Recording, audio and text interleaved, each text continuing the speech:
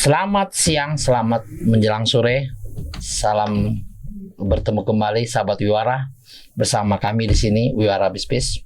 Hari ini kita podcast, kebetulan hari ini kita kedatangan tamu dari lembaga sertifikasi yang mana lembaga ini sudah terakreditasi di Badan Nasional Sertifikasi. Dan beliau ini, para pengajar-pengajarnya adalah instruktur yang bersertifikat. Hari ini kita kedatangan pengurus daripada LSP IMNUS, Instruktur Mandiri Nusantara. Untuk menyingkat waktu, sahabat Wiwara, hari ini saya perkenalkan dulu. Pertama, yang hadir dalam podcast kita adalah Bapak Erwahyu Haryadi sebagai Dewan Pengarah LSP IMNUS. Kedua, Bapak Priyo Harmoko sebagai Direktur LSP IMNUS. Namun sebelumnya, kita bikin dulu salam kompetennya. Salam kompeten gimana, Pak? Salam kompeten. Oke. Sahabat Wiwara, menarik ya. Kita bicara sekarang ini negara, pemerintah dalam hal ini menaikkan tingkat pemahaman dan maupun membuat kebijakan mengenai kompeten daripada para instruktur. Mungkin untuk lebih dalamnya kita kulik-kulik dulu nih. Apa sih itu LSP IMNUS, bagaimana dan apa ya kegiatannya. Pertama-tama mungkin saya mau tanya dulu dengan Pak Dewan Pengarah nih, Pak Wahyu. Pak Wahyu, saya panggil Pak Wahyu aja ya Pak ya. Siap. Bagaimana sih Pak berdirinya LSP IMNUS nih sehingga sampai sekarang bisa eksis? Jadi lembaga sertifikasi profesi ya, Instruktur Mandiri Nusantara ini disingkat LSP IMNUS. Ini kami dirikan sebenarnya tahun lalu. Oke. Jadi kami mulai proses setup atau inisiasi dari LSP ini dimulai di bulan Juli tahun 2023.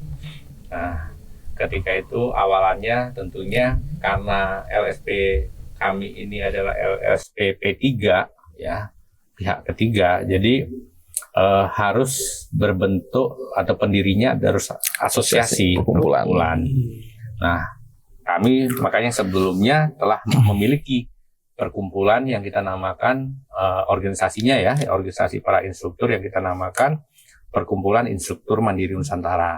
Nah, dasar Perkumpulan Instruktur Mandiri Nusantara inilah yang menjadi dasar kita untuk mendirikan LSP Instruktur Mandiri Nusantara, LSP IMNUS. Nah, kenapa atau apa maksud dan tujuan kita mendirikan ini? Karena gini, kan sebagai asosiasi instruktur itu kita punya kepentingan untuk mensertifikasi para instruktur-instruktur gitu ya. Tidak hanya instruktur-instruktur saja sebenarnya, juga termasuk tenaga pelatihan ya. Dosen. Oleh karenanya kami menjalankan ini ya karena juga terbuka peluang, karena gini, ada ketentuan pemerintah ya, lembaga pelatihan kerja, baik itu lembaga pelatihan kerja pemerintah ataupun lembaga pelatihan kerja Swasta, perusahaan, dan juga ada lembaga pelatihan swasta. Jadi ada 3 jenis lembaga pelatihan kerja ya, yang di bawah Kemenaker ya, Kementerian Tenaga Kerja. Itu 3 tadi. Nah, itu untuk pendaftarannya, syarat pendaftarannya LPK tersebut, instrukturnya tuh harus tersertifikasi. Nah, baik ada 2 jenis sertifikasinya. Sertifikasi teknis. Ya. Teknis itu misalnya instruktur SDM, ya dia harus punya kemampuan teknis tentang SDM. Misalnya instruktur tentang keuangan, ya dia punya kemampuan teknis tentang keuangan. Nah, selain sertifikasi teknis tadi untuk sesuai dengan teknis masing-masing, itu harus juga memiliki yang namanya sertifikat metodologi.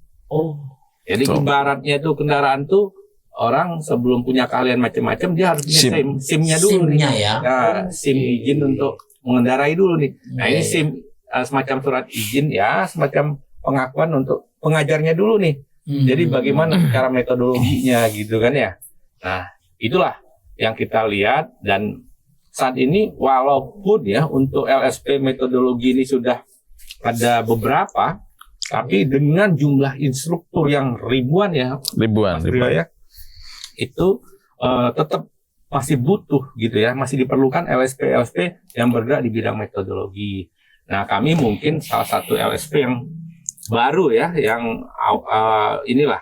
Tapi walaupun LSP kami ini baru, tapi tenaga-tenaga yang berada di belakangnya, tim yang mensupport di belakang ini orang-orang lama di bidang sertifikasi, metodologi, gitu loh, udah berpengalaman. Jadi walaupun kita ini katakan sebagai lembaga baru, enggak, dengan SDM kita, tim kita, secara pengalaman udah orang-orang yang mumpuni ya. Dia sudah berpengalaman, sudah punya banyak pengalaman. Siap. Jadi itu, awalnya kita mendirikan dan alhamdulillah di awal tahun 2024 ini kami mendapatkan license dari BNSP, karena kan semua LSP itu harus mendapatkan lisensi dari BNSP baru dia bisa beroperasi.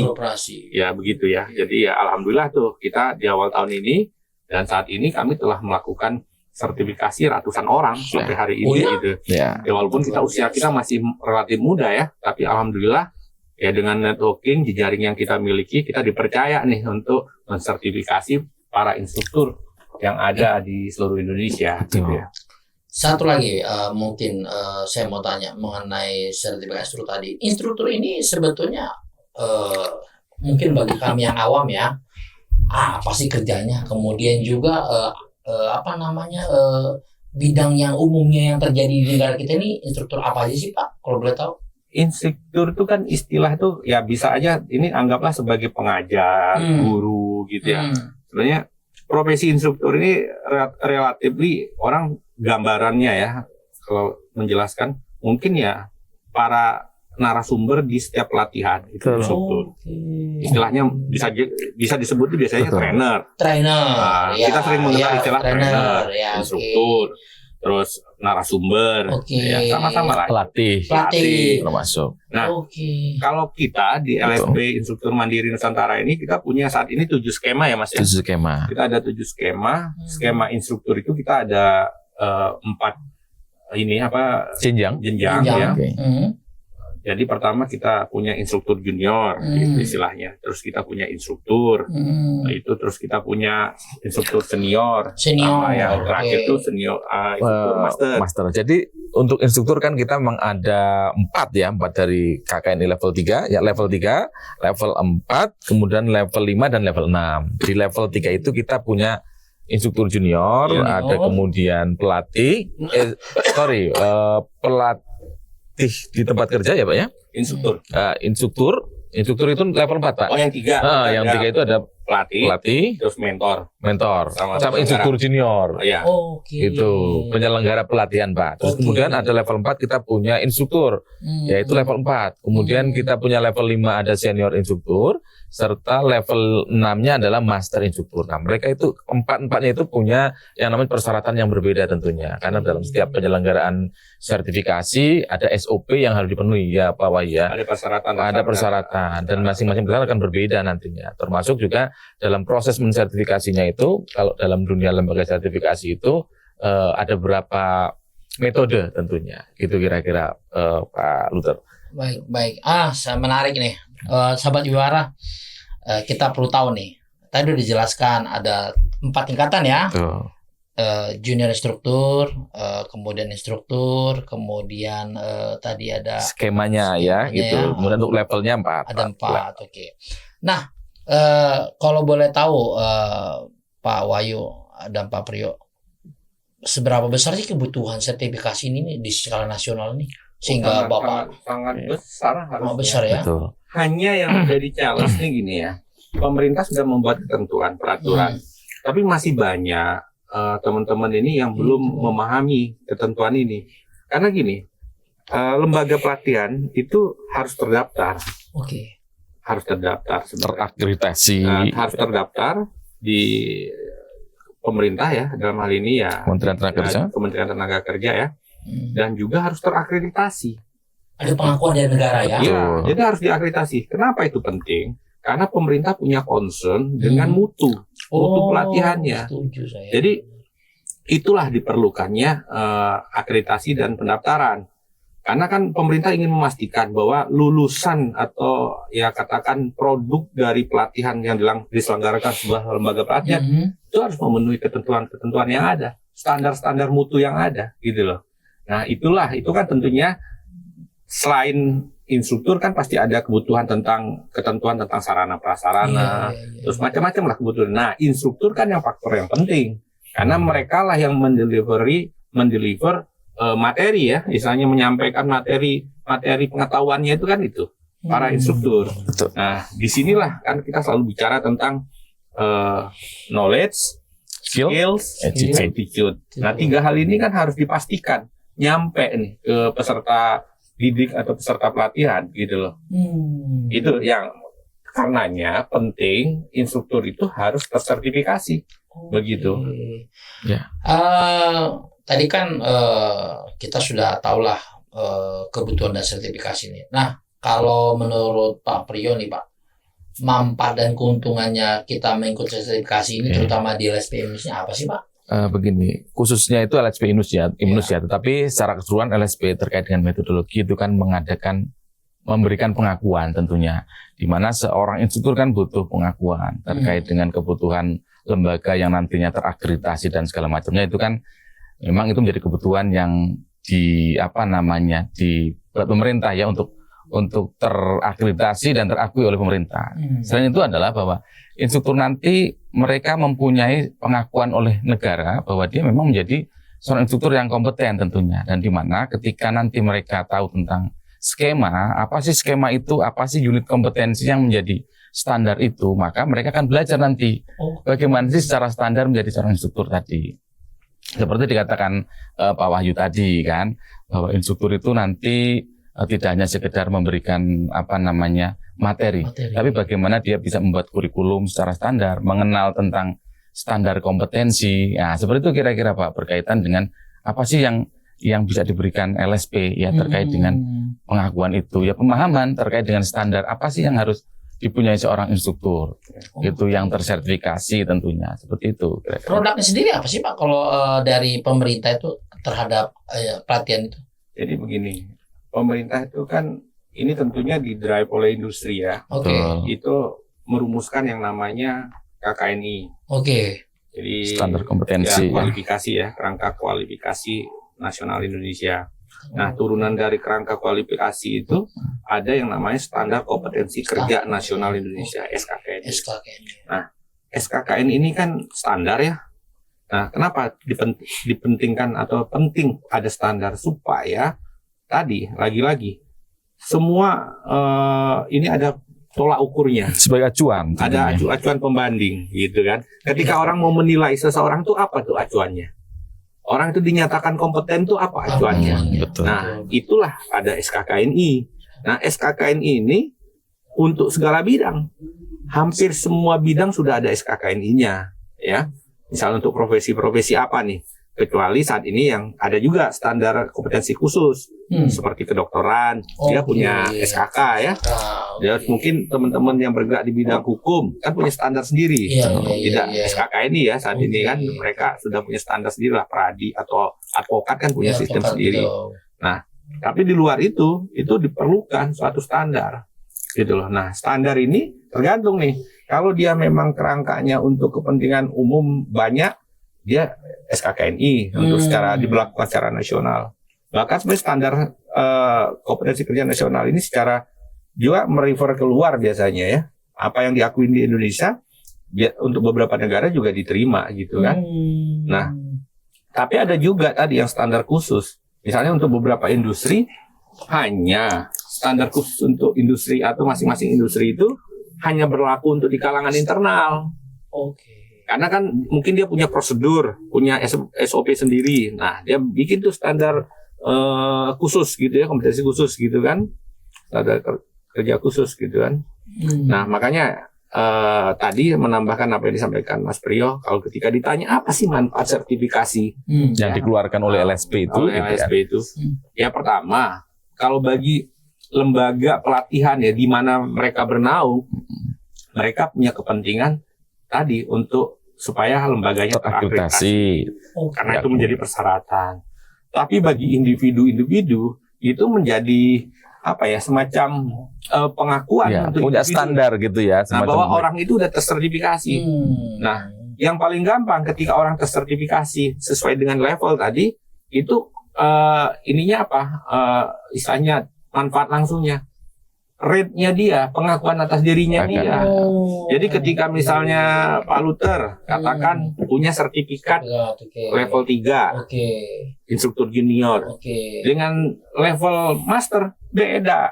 Misalnya kalau junior cuma dihargai sekian, katakan ya. Akan lebih tinggi tentunya gitu ya. Misalnya ini 2 juta, master itu bisa 5 juta lebih. Pengakuan pembayaran dia ngajar per harinya. Penghargaan atas profesinya ya. Ya karena dia sudah punya skill ya. Jadi punya value gitu ya yang berbeda. Tetapi selain itu juga bahwa secara pengetahuan tentunya akan lebih berbeda. Contoh misalnya standar kompetensi itu kan ketika instruktur yang memang belum belajar mengenai standar kompetensi, maka dalam menerapkan program itu mereka kan bingung. Sebenarnya kurikulum yang dia punya itu dari mana asalnya kan gitu. Nah, tapi ketika kita sudah tahu tentang skema standar kompetensi ya yang ada di LSP, maka mereka nanti harus wajib TOT kan Pak, harus wajib TOT ketika akan melakukan sertifikasi kan, maka mereka kan ada pengetahuan berkaitan program pelatihan itu harusnya bikinnya seperti ini dengan standar kompetensi harusnya. Nah, itu banyak instruktur yang belum tahu terkait dengan itu sebenarnya. Mungkin bahkan ya kadang-kadang gini ya, kita ada beberapa peserta yang juga sudah puluhan tahun lah ya. Ngajar tapi ketika kita kasih tahu tentang ini SKK ini metodologi bingung juga. Ternyata ada ya gitu. Padahal selama ini mungkin ya sebagian itu ya walaupun punya karena mungkin bergerak ini ya mereka selama ini berkecimpung dengan di pendidikan mungkin ya dengan konsep yang di SKK ini beda mungkin. Caranya dan sebagainya ya. Tapi kalau kemampuan mengajar mostly hampir semua sama lah ya. Semua orang bisa kemampuan. Itu kan mengajar itu kan seni yang mungkin bisa dimiliki oleh masing-masing. Cuma tadi kaitan dengan cara ya. Tadi sesuai dengan standar kah? Gimana ngajunya? Nah itu yang mungkin orang kadang-kadang perlu belajar, perlu menyesuaikan. Betul. Gitu. Baik, contoh gini Pak Wahyu dan Pak Brio, pemain contoh saya.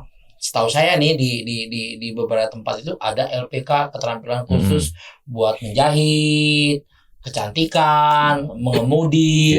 Ini kan udah pakar-pakarnya nih. Nah, itu mungkin perlunya mereka disertifikasi tadi apa ya? Gimana Pak? Ya, itu kan berkaitan dengan teknis ya. Teknis itu kan banyak. Lembaga pelatihan kerja misalnya bahasa Jepang. Lembaga pelatihan kerja menyetir namanya. Nah, itu kan secara teknis memang mereka punya kemampuan itu. Tapi bagaimanapun dia harus diakui bagaimana cara proses dia mengajar. Ya kan, bagaimana dia menyampaikan. Nah, apakah sesuai dengan standar atau tidak? Kalau memang dia sesuai standar, maka perlu pengakuan. Apa pengakuannya? Ya sertifikasi kompetensi tadi itu. Nah, dia di level apa misalnya menyesuaikan dengan kebutuhan lembaga tentunya itu. Nah, kira-kira seperti itu Pak Luther. Wah, keren tuh sahabat Wiwara. Baru paham ya ternyata ya. Walaupun katakanlah sudah bertahun-tahun dan sebagai pelatih di lembaga pendidikan atau kursus-kursus begitu, kalau belum disertifikasi rasanya kurang afdol. Belum terakui berarti ya. Terakui oleh negara ya.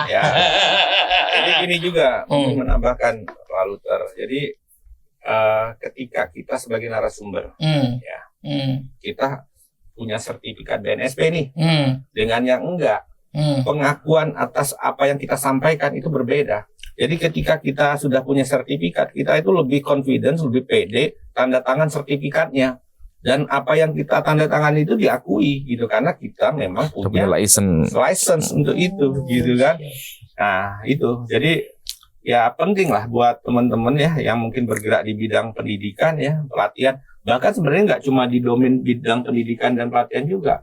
Kadang-kadang ada banyak konsultan juga memerlukan metodologi juga perlu. Karena di metodologi itu kita ajarkan ya ketika proses BIMTEK-nya ya, bimbingan teknis atau TOT-nya, bagaimana public speaking gitu ya, menyampaikan, menyusun bahan presentasi, membuat presentasi gitu ya.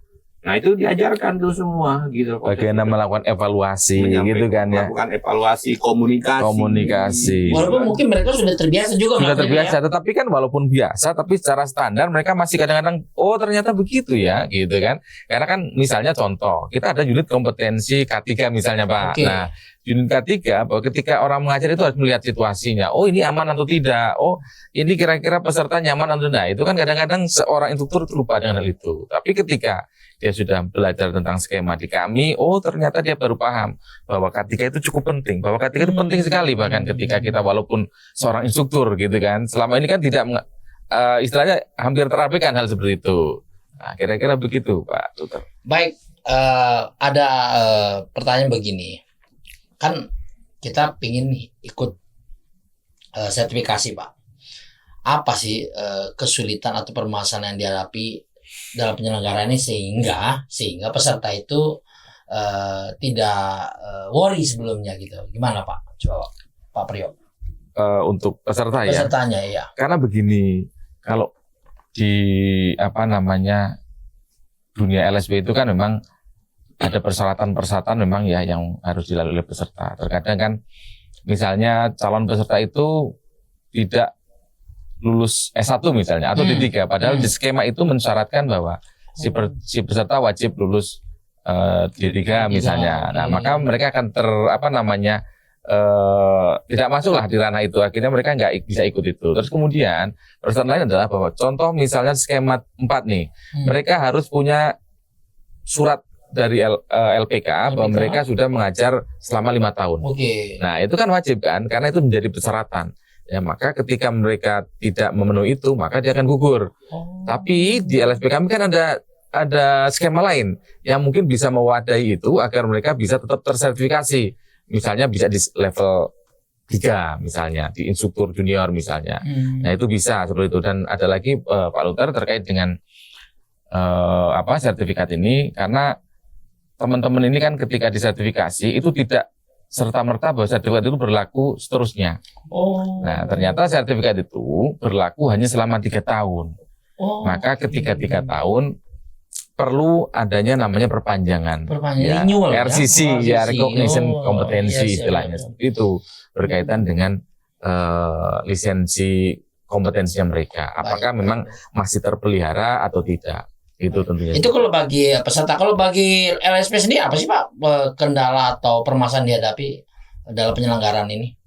Ya, sebenarnya cenderung nggak ada masalah. Ada masalah ya. Jadi ya yang menjadi concern kami saat ini kan, kalau kami ya dari LSP IMNUS ini bagaimana memperkenalkan keberadaan LSP IMNUS oleh ke publik, ke banyak pihak lah ya, publik ya, supaya mereka mengetahui dan jadi pilihan lah. Ya memang gini, jujurnya tuh memang ada beberapa proses ya, kadang-kadang orang menganggap kebutuhan sertifikat ini kan hanya selembar kertas gitu ya. Jadi mereka kadang-kadang, ya saya nggak bisa sebut nama, kadang-kadang adalah LSP yang memudahkan proses itu.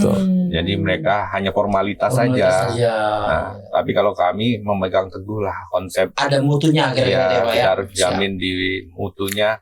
Jadi ya proses sertifikasi itu harus dilaksanakan sesuai dengan SOP gitu kan. Jadi kita mengedepankan mutu lah ya, tapi dengan tetap ya tentunya kita kan memberikan ya apa istilahnya harga yang relatif, sertifikasi yang terjangkau lah. Jadi itu menjadi concern kami, karena bagi kami bagaimana semakin banyak pihak atau banyak orang yang kita bisa sertifikasi ya, supaya untuk mereka supaya bisa kompetensinya diakui gitu kan. Baik. Selain itu saya mungkin dikit tambahan Pak Luther. Kami kan berkaitan dengan LSP ini ada juga yang namanya asesor. Nah, mungkin teman-teman nanti yang mungkin belum paham terkait dengan ke-LSP-an bahwa kami itu melakukan sertifikasi, yang melaksanakan itu asesor. Ya kan, prosesnya yang di lapangan itu asesor. Maka salah satu LSP IMNUS itu menginginkan bahwa asesor kami itu selalu terupgrade. Nah, dengan skema yang baru, dengan ilmu-ilmu yang baru, agar mereka nanti ketika di lapangan dia selalu bisa memberikan yang terbaik untuk asesinya. Baik. Makasih Pak. Ini ada pertanyaan berikutnya nih terkait biaya. Mahal nggak sih Pak untuk ngikutin sertifikasi ini? Coba Pak Wahyu mungkin bisa jelasin Pak. Ya. Kita sesuai dengan level itu level skema berbeda ya. Berbeda. Jadi ya kita inilah sebenarnya tinggal nanti bisa hubungin admin kami. Ada di bawah sini mungkin ya Pak ya. Gitu atau bisa lihatlah nanti di website. Di website kami. Jadi intinya kami membuka peluang ini karena LSP itu nggak bisa bekerja sendiri ya. Betul. Jadi kami membuka peluang kepada teman-teman di seluruh Indonesia yang mau bekerja sama untuk melakukan uji kompetensi. Jadi kita membuka peluang menjadi TUK, betul. Tempat uji kompetensi. Jadi, apa itu TUK, tempat uji kompetensi? Jadi TUK ini semacam penyelenggara ya Pak ya, penyelenggara dari proses sertifikasi sertifikasi ini. Jadi mereka yang meng-arrange misalnya dilakukan TOT dulu gitu ya, bimbingan teknis. Baru nanti masuk LSP-nya untuk melakukan sertifikasi. Baru LSP-nya yang masuk untuk melakukan sertifikasi. Karena LSP itu tidak bisa melakukan TOT gitu kan. Yang melakukan TOT itu ya pihak lain tentunya. Penyelenggara bisa TUK.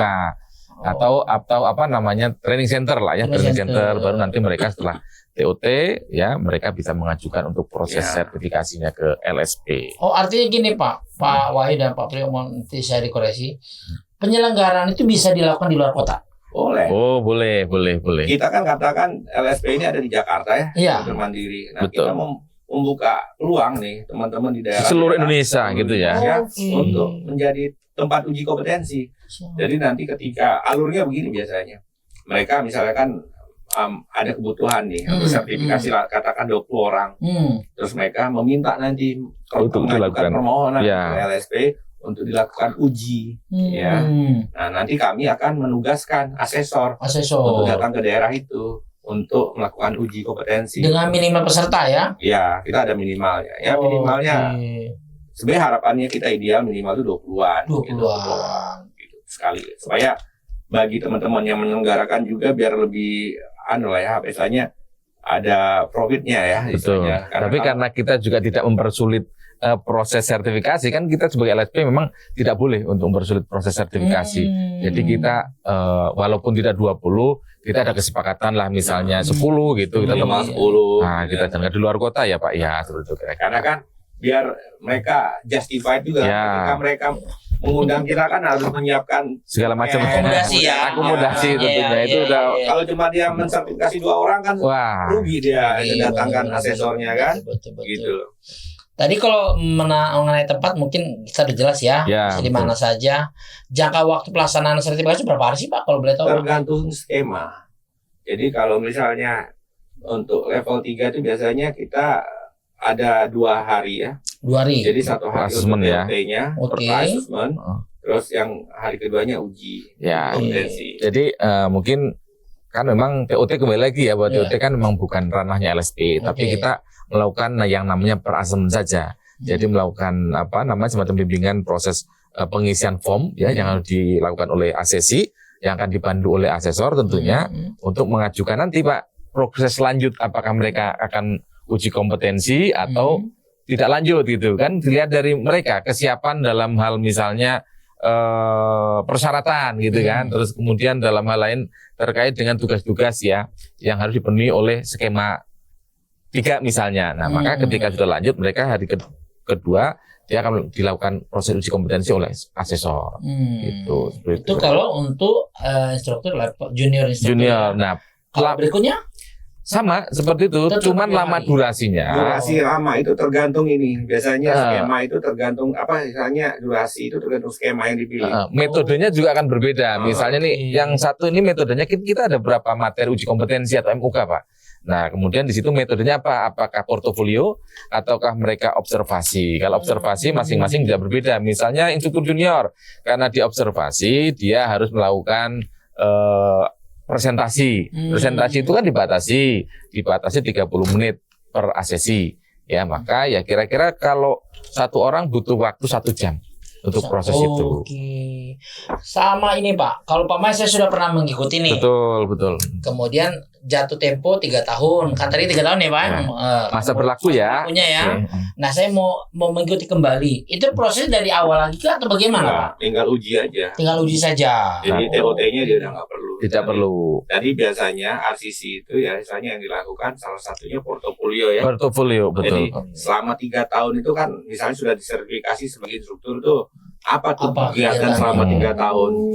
Jadi sudah ngajar kemana saja. Gitu. Maka itu menjadi bukti. Contoh misalnya, oh Pak, saya udah ngajar nih, gitu kan, selama 3 tahun mendapatkan sertifikat. Maka saya udah punya bukti nih, gitu kan. Karena kan udah mati nih sertifikat yang sebelumnya. Maka si asesor itu kan hanya perlu melihat bukti ya, apakah memang keterkinian kompetensinya itu masih ada enggak, gitu kan, terpelihara atau tidak. Dengan bukti apa? Misalnya, oh absensinya saya jalan terus Pak nih, selama 3 tahun ini saya ngajar. Kemudian surat tugasnya ada, betul. Itu tuh kira-kira tugas, gitu kan, dari lembaganya, dijelaskan gimana. Makanya penting ketika kita sebagai instruktur itu ada surat tugas. Betul. Karena dasarnya dokumentasi ketika nanti. Bukti, sebagai bukti ya. Jadi bukti. Karena bicara kompetensi, maka kita nggak jauh dari yang namanya bukti. Nah, seperti itu Pak. Kalau tadi kan kalau dia aktif ya Pak ya dalam waktu 3 tahun itu. Bagaimana kalau seumpamanya katakanlah dia pasif sampai katakanlah lebih 4 tahun. Kemudian dia mau aktifkan kembali. Bagaimana itu Pak? Apakah boleh dari awal lagi atau bagaimana Pak? Nah, nanti asesor tentunya akan melihat kompetensinya ya. Oh Pak, ini nggak ada bukti terkait keterkinian kompetensinya, maka biasanya kalau hal itu bisa dilakukan dari awal lagi. Gitu. Aduh, ngeri kali. Makanya sebagai instruktur harus tetap terjaga, terpelihara namanya gitu. Baik sahabat Wira, menarik ya. Ini menarik banget.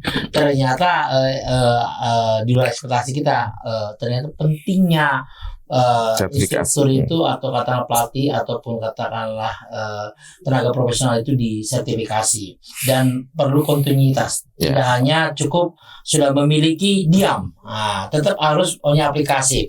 Nah, berikutnya nih, tadi kan sudah bicara mengenai kegiatan, tahapan-tahapan, tingkatan, persyaratan. Nah, kalau boleh tahu nih Pak Wahyu, apa sih peranan pemerintah dalam mendukung proses sertifikasi ini Pak? Ya, kan lembaga tadi ya yang punya otoritas untuk melakukan sertifikasi profesi ini kan BNSP ya. Betul. Nah, BNSP itu dia punya beberapa program ya untuk memberikan layanan sertifikasi ini. Ya tentunya salah satunya ini ya apa istilahnya melakukan yang namanya ada kegiatan PSKK. Nah, itu mereka memberikan istilahnya support lah kepada LSP untuk melakukan proses sertifikasi ke banyak orang gitu kan, bahkan ada dana untuk itu. Nah, selain itu juga mereka ya kalau misalnya ini mereka support itu untuk bagaimana mempermudah pendirian LSP baru.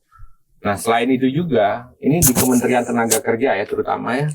Nah, Kementerian Tenaga Kerja itu juga punya yang namanya ini apa namanya tadi ya, mereka membentuk suatu ada organisasi bagaimana agar para lembaga pelatihan itu aware tentang masalah ini, tentang pentingnya sertifikasi untuk para instruktur, gitu kan. Kemarin ya, tahun ini baru terbit tuh ada peraturan Menteri Tenaga Kerja untuk LPK pemerintah dan swasta dan perusahaan. Itu untuk mereka ketika mendaftar tuh harus melampirkan tuh instrukturnya yang sudah tersertifikasi baik teknis ataupun metodologi. Nah, untuk LPKS swasta ketentuannya itu memang diatur oleh OSS ya, RBA.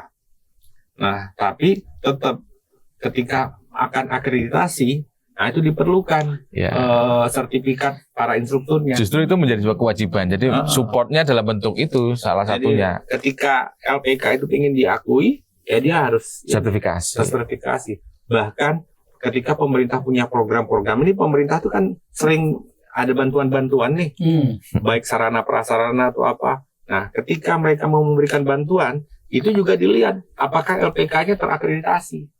Itu salah satu support dari pemerintah untuk supaya LPK itu apa istilahnya melakukan fungsi ini. Selain misalnya bantuan sarana prasarana, juga ada program-program pelatihan yang didanai oleh pemerintah. Nah, lagi-lagi ketika mau mengajukan proposal, dia lihat lagi LPK yang terakreditasi apa tidak. Instruksinya tersertifikasi apa tidak. Nah, itu bagian dari pemerintah untuk memastikan.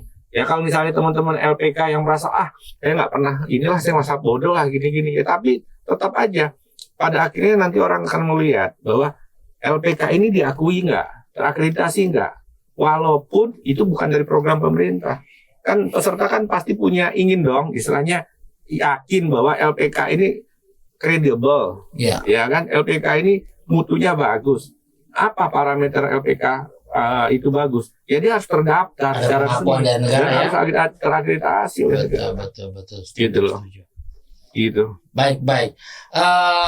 Kalau kita telah lagi nih, katakanlah instruktur ini, Pak Wahyu, sebetulnya selain katakanlah dia memiliki profesi, kalau seumpamanya katakanlah yang baru menjadi instruktur, itu apakah dipermudah ataukah bagaimana nih di dunia? Sebenarnya gini ya, kita bisa melihat bahwa instruktur itu bisa menjadi kesempatan kerja.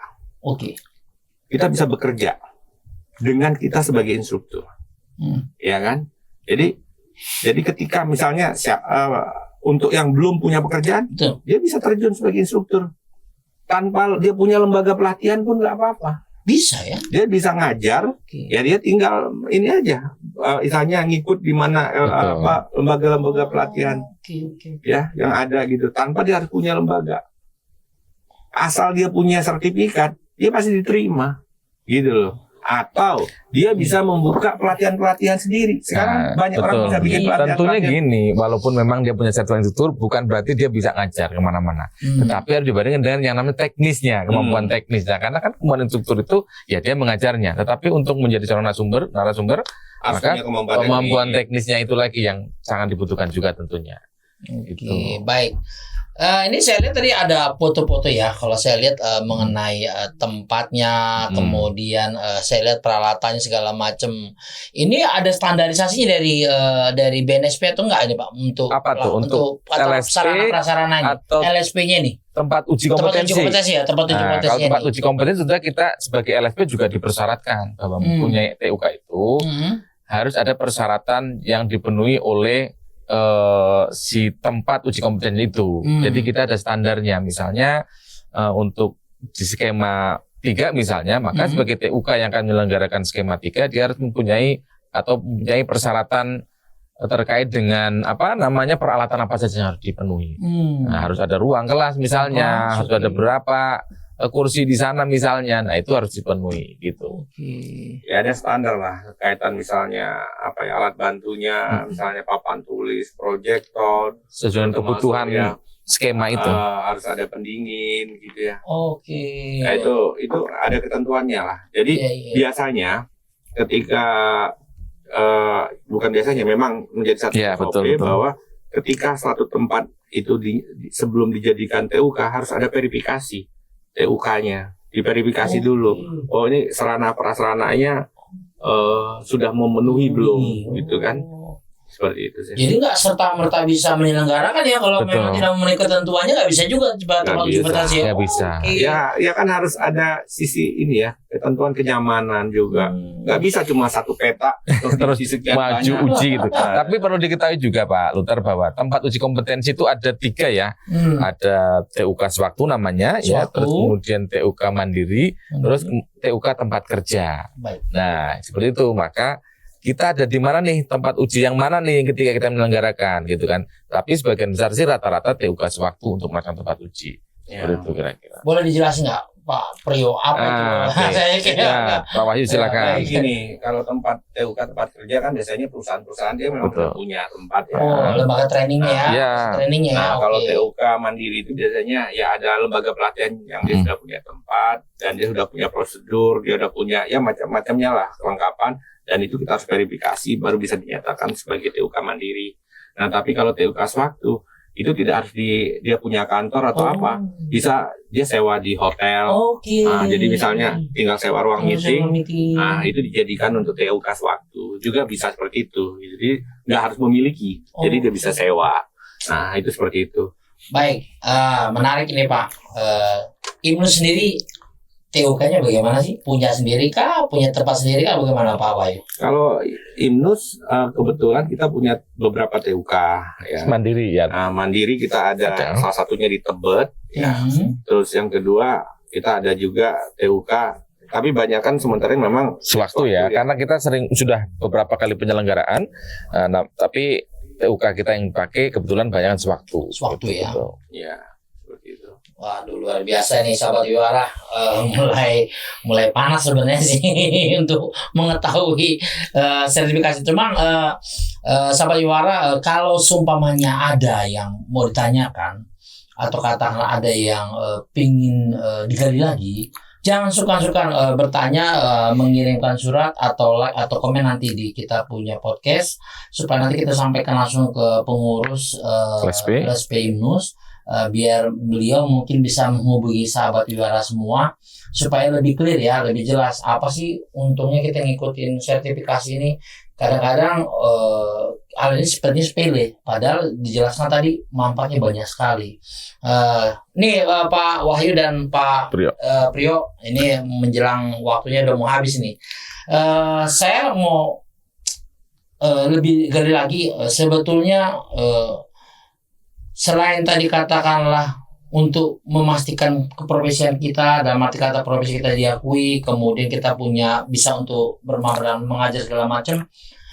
BNSP ini apalagi sih produknya sih selain sertifikasi yang sekarang kita jalani, Pak? Ada nggak? Kalau BNSP kan dia sebagai lembaga yang memberikan lisensi yang memberikan lisensi untuk LSP sesuai dengan teknisnya ya masing-masing. Nah, tapi saya ingin menambahkan kaitan dengan Instruktur Mandiri Nusantara ya, IMNUS, kita tuh ada 7 skema. Beda-bedanya skema itu apa? Kalau yang instruktur dengan tadi ada 4 level ya, kan yang kita punya level sampai 6 itu baru yang instruktur skema. Nah, kita punya mentor. Nah, mentor itu apa? Mentor itu untuk pendampingan. Jadi kan ketika misalnya katakan ada pendamping apalah, UMKM, nah dia bisa ngambil skema mentor. Coaching gitu ya untuk memberikan pendampingan. Nah, kita juga punya skema pelatih. Kalau pelatih itu misalnya kayak katakan pelatih nari atau pelatih renang, pelatih sepak bola, coach misalnya orang bilang gitu kan. Nah, itu ada skema pelatih. Dan kita yang terakhir kita punya skema penyelenggara pelatihan. Nah, di penyelenggara pelatihan itu ya orang-orang yang menyelenggarakan pelatihannya gitu. Lebih kepada mungkin untuk tenaga pelatih ya, misalnya tenaga kepelatihan ya, yang punya LPK misalnya, gitu LPK, kan, yang punya lembaga. Nah, mereka sebenarnya wajib, istilahnya harus mempunyai itu, gitu kan. Ya, yang jelas sertifikasi itu apa? Adalah untuk tadi pertama tadi ya pengakuan, dan yang kedua tadi ini juga adalah memberikan kepastian. Nah, kami LSP ini bukan menciptakan, kami ini hanya memastikan kompetensi. Bagaimana menciptakannya itu tugasnya lembaga pelatihan, ya kan? Nah, kalau kami dari LSP ini hanya memastikan betul. Setelah sudah betul kompeten gitu ya. Sesuai dengan skema yang kita miliki, gitu kan? Nah, acuannya apa ya? SKKNI. Kalau kita lembaga sertifikasi profesi IMNUS ini kita refernya ke SKKNI 333. SKKNI betul. Jadi tentang pelatihan kerja di situ. Nah, itu acuan kita, gitu, rumusan kita, rujukannya. Nah, lagi-lagi itu ya, kami menghimbau, mengajak teman-teman ya, jangan melihat bahwa ini hanya sekedar orang-orang yang berkecimpung di dunia pelatihan atau pendidikan saja yang memerlukan ini. Tapi sebenarnya konsultan, terus berbagi tenaga, itu perlu. Nah, dosen-dosen itu saat ini, kemarin kami melakukan sertifikasi di Sriwijaya ya, Unsri, itu dosen-dosen yang ikut. Betul. Karena apa? Kebetulan mereka itu syarat untuk ini apa istilahnya karir mereka, jenjang mereka harus ada sertifikasi dari BNSP. Nah, ini bisa digunakan juga. Juga ada beberapa misalnya orang yang jadi asesor, mau jadi master asesor ya. Ya, master asesor juga wajib punya sertifikasi metodologi. Tanpa itu mereka tidak bisa mengajukan sebagai master. Untuk asesor-asesor banyak nih seluruh Indonesia kan. Nah, itu perlu juga mereka mempunyai sertifikat itu. Sebenarnya ya, karena kan nanti mereka punya keinginan untuk menjadi master, maka mereka wajib punya sertifikat instruktur tadi itu. Selain itu juga mereka paling tidak punya pengetahuan tentang bagaimana mereka menjadi pembicara di depan kelas. Karena kan mereka menguji, sebelum menguji mereka perkenalan diri, ya kan? Terus kemudian akan menyampaikan skema apa yang akan diuji hari ini misalnya. Nah, maka mereka sebenarnya membutuhkan sertifikat metodologi tadi. Gitu. Dan terakhir kemarin kita melakukan sertifikasi untuk teman-teman yang memberikan pembekalan ya untuk yang sebelum berangkat BP2MI ya. Nah, BP2MI. Nah itu semua orang-orang yang memberikan pembekalan itu kepada calon-calon pekerja migran itu, betul. Mereka disertifikasi dulu. Karena kalau nggak disertifikasi mereka nggak bisa tuh ngajar atau memberikan pembekalan kepada teman-teman PMI atau pekerja migran yang mau berangkat itu. Ya macam-macam pembekalannya, baik dari sisi bahasa gitu kan, budaya mereka gitu kan. Nah itu disertifikasi dulu. Kemarin kita berapa banyak? Sementara baru 50 kemarin. orang. Ada 150 lagi yang akan disertifikasi. Biasa. Oke, kenapa sih harus milih LSP Inus? Kan banyak nih lembaga sertifikasi lain. Apa kelebihannya? Luar biasa kalau itu. Coba, saya penasaran ini. Saya kan awam, pengen tahu kenapa harus milih LSP Inus. Ya silakan Pak Wahyu tentunya. Ya, yang pasti gini ya, kita di sini harga kita relatif terjangkau. Oke, harga. Yang kedua, kita menjamin mutu. Quality mutu. Nah, terus yang ketiga, tenaga-tenaga asesor kita sudah cukup berpengalaman. Jam terbangnya tinggi lah ya. Oke. Dan sebagian besar milenial. Oh, siap. Nah, jadi walaupun umurnya nggak milenial tapi kita tetap milenial. Jadi humble lah itu ya. Oke, siap. Good looking. Itu nomor satu. Ya, jadi oke. Menarik lah. Jadi karena kadang gini ya, ini jadi satu tantangan ya, challenge juga. Kadang-kadang orang beranggapan orang-orang yang terjun di LSP itu udah sepuh-sepuh. Nah itu, udah males ngelihatnya kan, udah kan. Makanya kami mau coba. Makanya asesor-asesor kita usahakan yang dibuat sedemikian rupa, fresh, yang menarik. Walaupun tetap lagi punya kemampuan. Ya itu nomor satu tentunya, capable. Kita nggak jual tampang, gitu. Baik. Hanya tampang, tapi ya kita tetap mengedepankan tadi ya mutu, kompetensi dari asesor-asesor ini gitu kan. Sama mungkin kalau untuk setelah dia mengikuti sertifikasi tadi untuk mendapatkan license atau sertifikat itu berapa lama? Nah itu karena proses ya. Tapi justru tadi tambahan dari saya ya yang tadi Pak Wahyu sudah sampaikan, salah satunya kita akan mempercepat proses mendapatkan sertifikatnya itu. Oh, itu kelebihannya. Ya jelas tentu. Karena kita ada administrasi juga yang handal tentunya, yang berpengalaman. Jadi ketika memang kan kita by system ya mengajukan permohonan itu. Tapi kalau sudah lengkap semua syarat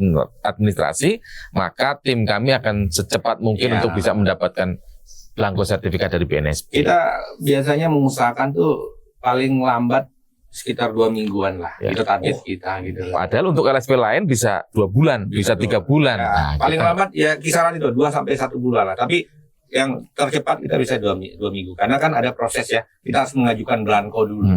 Jadi setelah pelatihan, syarat-syarat lengkap, makanya kami sangat mengencourage atau mendorong teman-teman itu persyaratan itu harus lengkap. Jadi memudahkan kita. Tidak tertunda prosesnya. Jadi begitu udah pelatihan selesai, cepat kami ajukan ke BNSP untuk dapat belangko. Kita cetak, kita kirim langsung. Jadi nggak pakai lama lah gitu. Artinya sebenarnya kalau kata tertunda itu bukan karena kita ya, tapi karena belangkonya belum dikirim. Salah satunya. Terus kemudian dari peserta yang tidak melengkapi administrasi. Karena kan kita biasanya kan berharapnya ketika mengajukan itu satu paket. Betul. Ada 20 ya 20-nya langsung. Lengkap. Nah, satu orang belum ini tertunda yang lain. Karena nanti kan satu TUK soalnya. Karena itu kan satu TUK ya. Nah itu yang biasanya kerjasama yang kita harapkan dari para peserta ya, gitu. Baik, sahabat Wiwara sudah tahu ya keunggulan LSP Inus ya dibandingkan yang lainnya. Selain instrukturnya, asesornya sudah jam terbang tinggi, good looking, humble, quality mutu, berpengalaman tentunya. Kemudian juga ketepatan dalam pelayanannya dan terutama ya sertifikatnya cepat kita terima. Jadi jangan salah pilih, ikuti sertifikasi di LSP Inus. Baik, ini Pak Wahyu dan Pak Prio ini sudah hampir sejam ini ya, hampir sejam. Saya sebelum kita closing, saya butuh satu kata nih dari Pak Prio untuk sertifikasi Inus itu apa kira-kira? Pak Wahyu dulu lah. Pak Wahyu dulu ya. Pak Wahyu apa Pak Wahyu? Kompeten. Profesional. Kalau Pak Prio? Satu kata ya, saya juga sama, kompeten profesional tentunya. Itu tagline kita. Itu tagline. Tapi kalau satu kata apa maksudnya dalam hal ini pasti kita profesional jelas ya. Profesional terus kompeten jelas karena kita melakukan sertifikasi kompetensi tentunya, tapi yang pasti adalah bagaimana pelayanan kita sebagai LSP IMNUS itu cepat, tepat gitu. Tepat. Ya artinya ya nggak bertele-tele gitu. Kita prosesnya mempermudah lah. Kita tuh istilahnya semangatnya itu nggak usah mempersulit. Tidak mempersulit, tidak Ya, memperlambat. Ketika melakukan uji juga kita bersahaja, Berstandar juga tentunya. Jadi ngapain sok-sokan bikin susah, bikin takut Tidak. peserta? Justru nggak boleh. Seorang asesor kan nggak boleh Kita bikin harus ini. takut. Kalau memang yang Pendekatan bersangkutan ini ya apa istilahnya baik, nggak usah lah kita merasa kita bimbing justru Ya, harusnya. kita bimbing. Kan menggali prosesnya. Kita menggali bukan menguji mereka, tapi bagaimana menggali mereka sesuai dengan kompetensi yang kita harapkan itu tadi. Gitu. Ada pesanan saran atau apa dari Untuk Bapak berdua ini. Pak Priyo dan Pak Wahyu. Wahyu kepada sahabat Wiwara? Monggo silakan. jadi sahabat Wiwara, ayo Kompetensikan diri Anda gitu kan. Jadi menjadi kompeten. Ya. Dan ini kita membuka peluang juga nih, mengundang teman-teman yang mungkin ingin bergabung dengan LSP IMNUS sebagai asesor. Nah kebetulan kita insya Allah awal September ada pelatihan Askom ya di Bali. Ayo bergabung dengan kami menjadi asesor. Kami mengundang terutama asesor dari daerah supaya semakin banyak nih jaringan kita. Supaya lebih mudah untuk kita memberikan pelayanan proses sertifikasi di daerah-daerah. Jadi enggak orang kalau sertifikasi harus ke Jakarta gitu loh. Jadi di daerah-daerah kita bisa layani. Gitu. Ada lagi Pak Priyo? Yang pasti saya menginginkan bahwa teman-teman sahabat Wiwara ini di jauh sana ya, nggak di Jakarta saja, tapi di luaran sana, ayo bergabung tadi seperti Pak Wahyu sampaikan dan sebisa mungkin kompetensi teman-teman di sana tersertifikasi, gitu kan. Salah satunya terkait dengan instruktur, ya mereka harus punya sertifikasi. Ayo masuk ke LSP IMNUS tentunya, gitu. Baik, terima kasih Pak Wahyu sebagai pengarah dan Pak Priyo sebagai Direktur LSP IMNUS atas bincang-bincang kita sore hari ini luar biasa ya. Saya begitu tercerahkan lah ya mengenai apa itu sertifikasi. Sahabat Wiwara, itulah tadi bincang-bincang kita dengan LSP IMNUS mengenai sertifikasi. Ayo kita segera bergabung untuk memberikan kita terbaik buat negara, terutama dalam hal pengakuan ya. Tersertifikasi. Mungkin itu saja pembicaraan kita bincang-bincang sore hari ini. Kami sampaikan terima kasih atas perhatiannya. Salam kompeten. Salam kompeten. Salam kompeten. Terima kasih. Makasih ya.